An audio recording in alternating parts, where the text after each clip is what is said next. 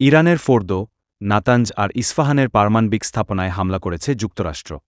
ইরানের পারমাণবিক স্থাপনায় মার্কিন হামলার পর ইসরায়েলে ক্ষেপণাস্ত্র হামলা চালিয়েছে ইরান। তেহরানের সর্বশেষ হামলায় ইসরায়েলে ১১ জন আহত হয়েছেন। আহতদের মধ্যে ৩০ বছর বয়সী এক ব্যক্তির অবস্থা গুরুতর। বাকি ১০ জন হালকা আঘাত পেয়েছেন।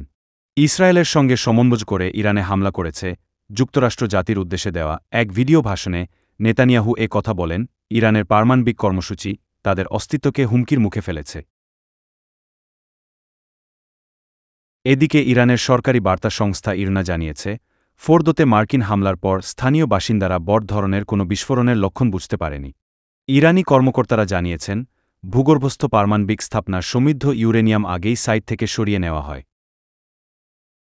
আল জাজিরা জানিয়েছে, ভূগর্ভস্থ পরমাণু স্থাপনায় হামলা ছিল ভাষা। সঠিক তথ্যের ভিত্তিতে আমি বলছি, মিথ্যাবাদী মার্কিন প্রেসিডেন্টের দাবির বিপরীতে ফোর্দো পারমাণবিক স্থাপনাটি গুরুতরভাবে ক্ষতিগ্রস্ত হয়নি।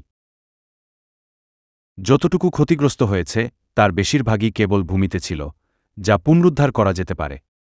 মার্কিন প্রেসিডেন্ট ডোনাল্ড ট্রাম্প বলেছেন, মধ্যপ্রাচ্যের দেশ ইরানকে এখন শান্তি প্রতিষ্ঠা করতে হবে। যদি তারা না করে তাহলে ভবিষ্যতে আরও বড় হামলার মুখোমুখি হতে হবে। হয় সেখানে শান্তি আসবে অথবা ইরানের জন্য ট্র্যাজেডি নেমে আসবে। গত ৮ দিন ধরে যা দেখেছি তার চেয়ে অনেক বেশি। ইরানের পারমাণবিক স্থাপনায় হামলার পর যুক্তরাষ্ট্রে স্থানীয় সময় শনিবার রাত ১০টায় হোয়াইট হাউস থেকে জাতির উদ্দেশ্যে দেওয়া ভাষণে এসব বলেন তিনি।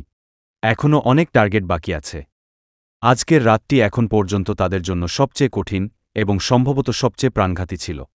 তিনি আরও বলেন, আজ রাতে আমি বিশ্বকে জানাতে পারি, এই হামলা একটি দারুণ সামরিক সাফল্য ছিল। ইরানের প্রধান পরমাণু সমৃদ্ধকরণ স্থাপনাগুলো সম্পূর্ণভাবে ধ্বংস করা হয়েছে। শান্তিপূর্ণ পারমাণবিক কর্মসূচিতে ইরানকে সহায়তায় প্রস্তুত রাশিয়ার প্রেসিডেন্ট ভ্লাদিমির পুতিন।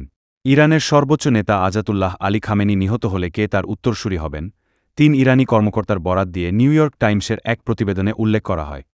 আজ শনিবার মার্কিন এই গণমাধ্যমের সূত্র দিয়ে সিএনএন তাদের প্রতিবেদনে লিখেছে, উত্তরসূরি হিসেবে সম্ভাব্য ৩ জন জ্যেষ্ঠ ধর্মীয় নেতাকে মনোনীত করেছেন খামেনি।